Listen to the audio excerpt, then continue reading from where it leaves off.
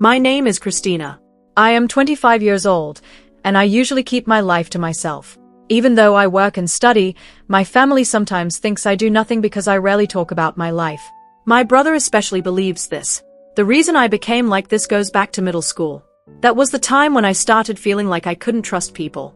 It wasn't because of one big event. It happened slowly. I often felt ignored, like people didn't find me interesting. The truth is that I had different interests from other kids. I was always fascinated by machines. I loved working with computers and learning how they worked. I spent hours fixing them, taking them apart, and putting them back together. I was actually very good at it, and sometimes I helped fix things at home. But because I spent so much time with computers, my school grades started getting worse. My parents became worried.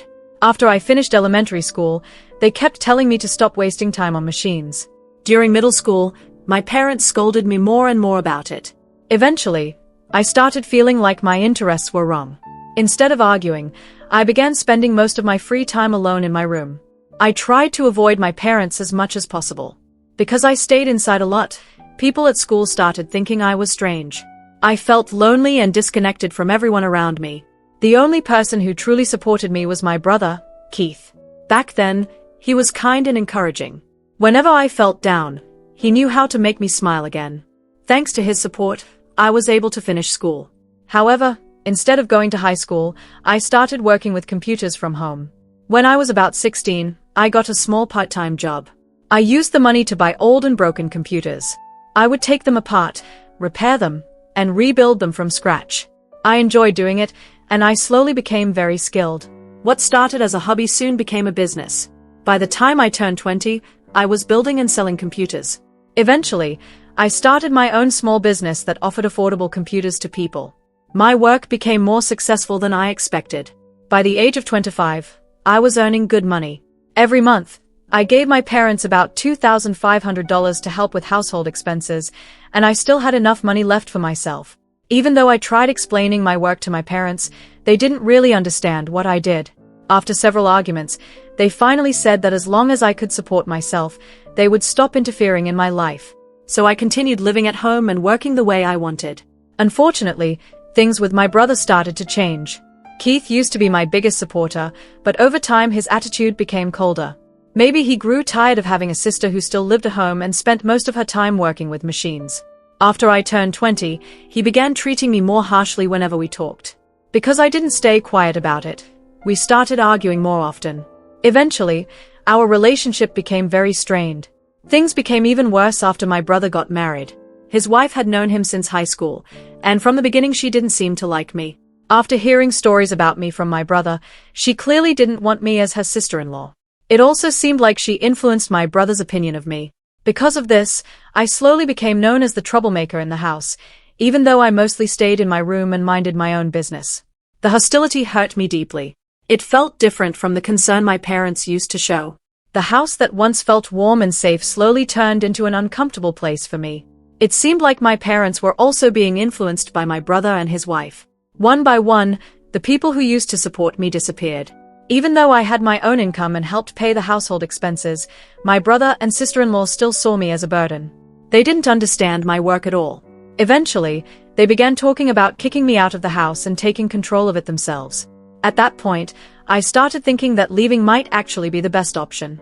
If I moved out, I wouldn't have to keep paying household expenses anymore. Instead, I could save that money for myself. In a strange way, that felt like a small positive side to the situation. But while I was thinking about moving out, my brother suddenly brought up the topic of inheritance. He believed that our parents were financially comfortable because they had money saved. Since he and his wife planned to stay with them, he suggested something shocking. He told me that if I moved out, I should give up my share of our parents' inheritance because he and his wife would be the ones taking care of them. What he didn't realize was that the reason our parents could live comfortably without working was because I was paying most of their living expenses. I honestly didn't think they could manage without my support.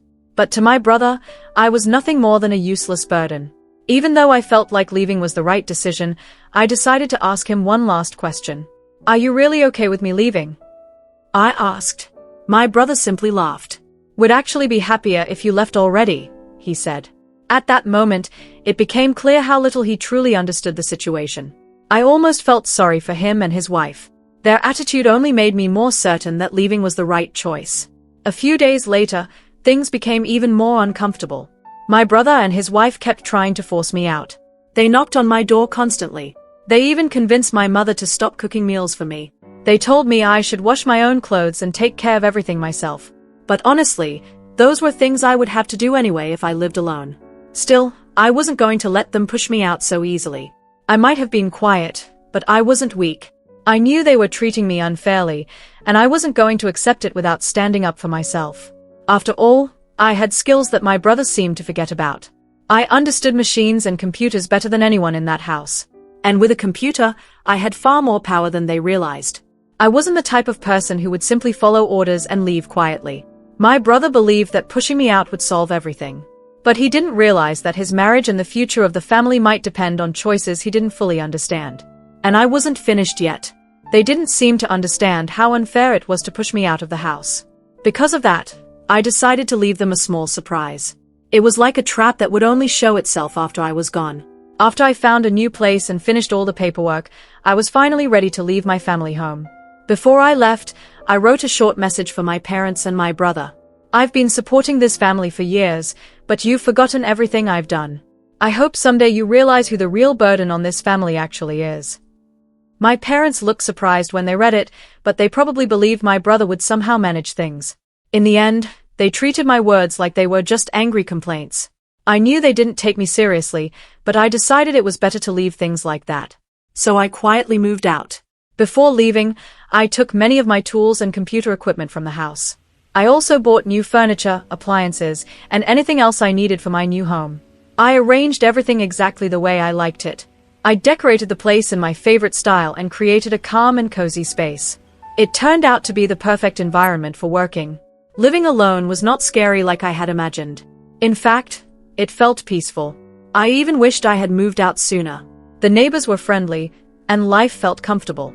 For the first time in a long while, I felt free. I started trying new things and enjoying my independence.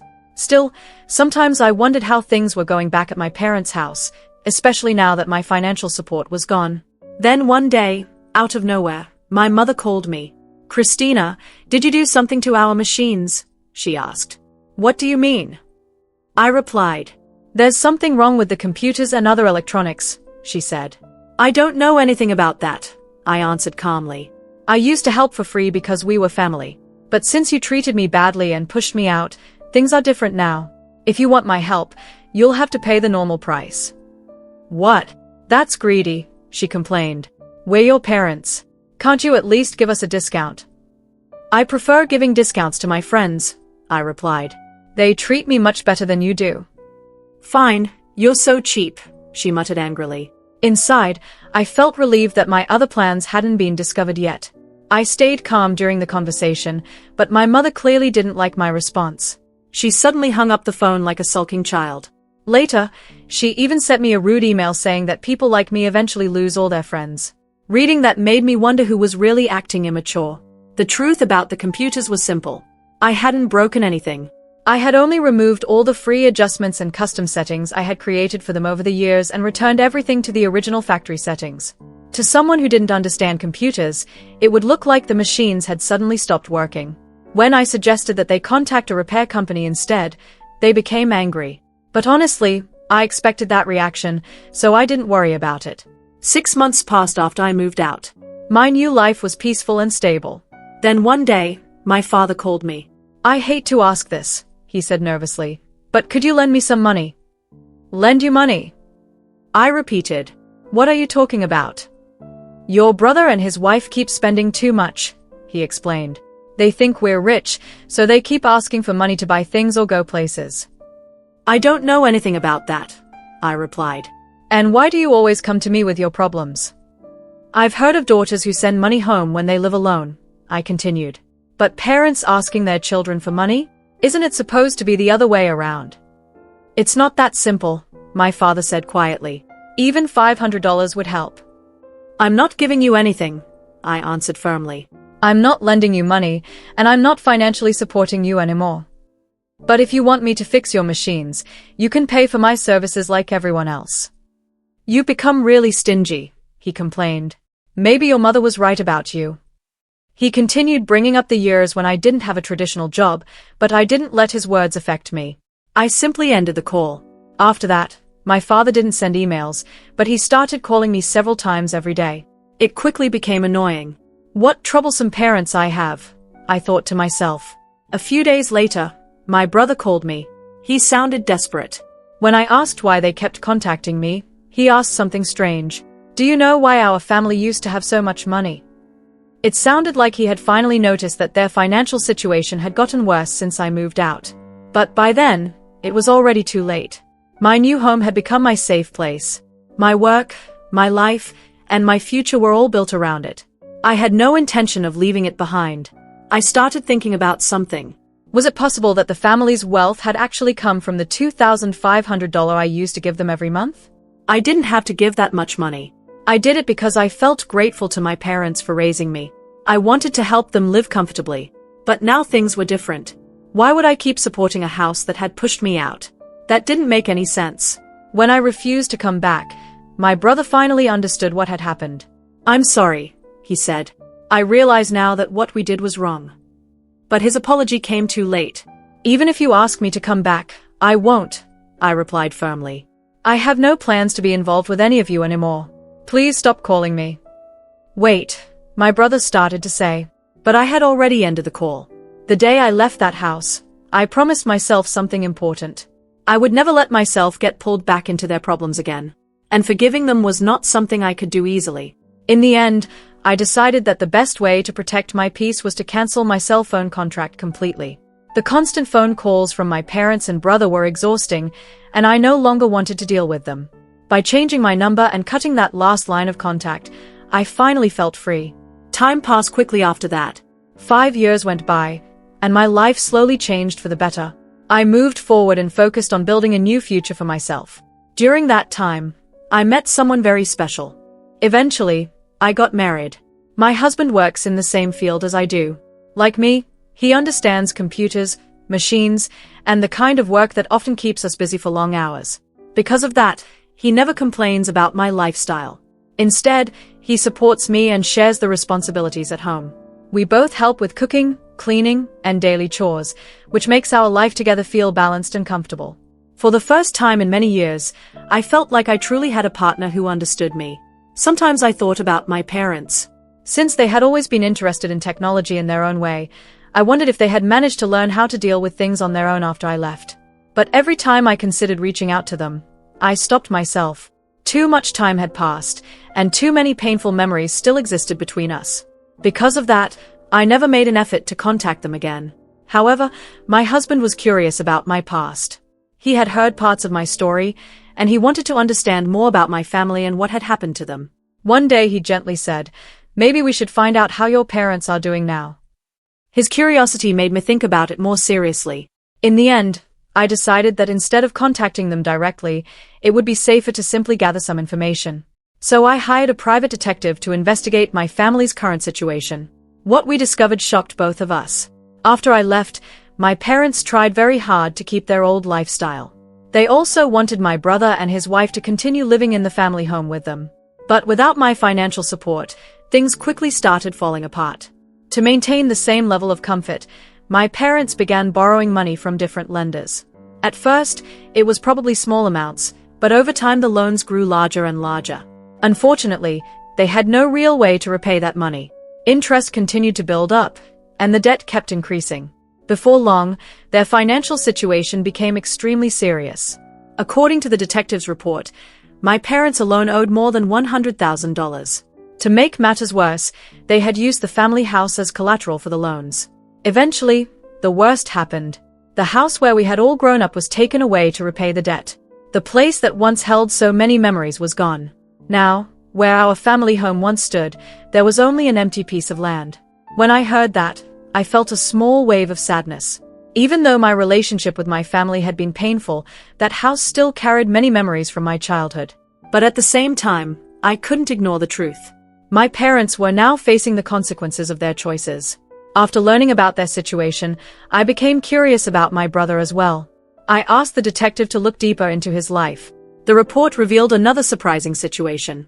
It seemed that my brother had tried to divorce his wife because of her extreme spending habits. She had been spending money recklessly for years, and their relationship had become very unstable. However, his wife strongly refused the divorce. Because of that, the two of them were now stuck in a long and bitter legal battle.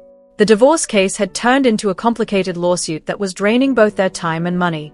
His wife had hired an expensive lawyer and was doing everything she could to block the divorce. She refused to let my brother walk away from the marriage. As a result, they were both trapped in a stressful situation with no clear end. For years, my parents had hoped that my brother and his wife would give them grandchildren. That had been one of the reasons they supported the marriage so strongly. But according to the detective, there was another truth that no one had expected. Despite rumors over the years, my brother and his wife never had children. To confirm the situation, the detective checked medical records connected to a hospital where they had received treatment. The result was surprising. It turned out that my brother had serious fertility problems. His ability to produce sperm was extremely low, which made natural pregnancy almost impossible. In simple terms, the chance of him having children naturally was very small. When my parents learned this, their hopes of becoming grandparents through my brother completely collapsed. Eventually, the situation inside the family fell apart. My parents stopped living with my brother and his wife. With their debt growing larger and the house already gone, they had no choice but to separate. The collapse of the family home marked a very sad chapter in our family history. All of this information came from only a short investigation, but it clearly showed how serious their situation had become. After hearing everything, I realized something important. If I tried to reconnect with them now, it would likely bring more problems into my life and into my husband's life as well. At that moment, I decided it was better to keep my distance. Today, my life is very different. I have a loving husband, 4 wonderful children, and even a playful dog that keeps the house full of energy. We bought a large, comfortable home where everyone has their own space. Our life together feels peaceful, stable, and happy. Ironically, the life we are living now is very similar to the comfortable future my parents once dreamed about for our family. But I also know something else. If my parents or my brother discovered our current situation, they might try to take advantage of it. The thought of that worried me deeply. So as soon as I learned about their financial problems, I went to the local administrative office and requested stronger privacy protection for my personal information. I made sure that my address and contact details could only be accessed through formal legal requests. In other words, it would be very difficult for them to find me. I also asked my husband not to contact my family or tell them anything about our marriage. At first, he seemed a little disappointed. He had hoped to meet them one day and understand my past better. But after I explained everything in detail, he understood my decision. Since then, he has respected my wishes and never brought up the topic again. Still, deep inside my heart, I hold on to a small hope. Maybe someday, when enough time has passed and things calm down, there might be a chance to rebuild some kind of relationship with my parents and my brother. But for now, the best thing I can do is continue protecting the peaceful life I have worked so hard to build.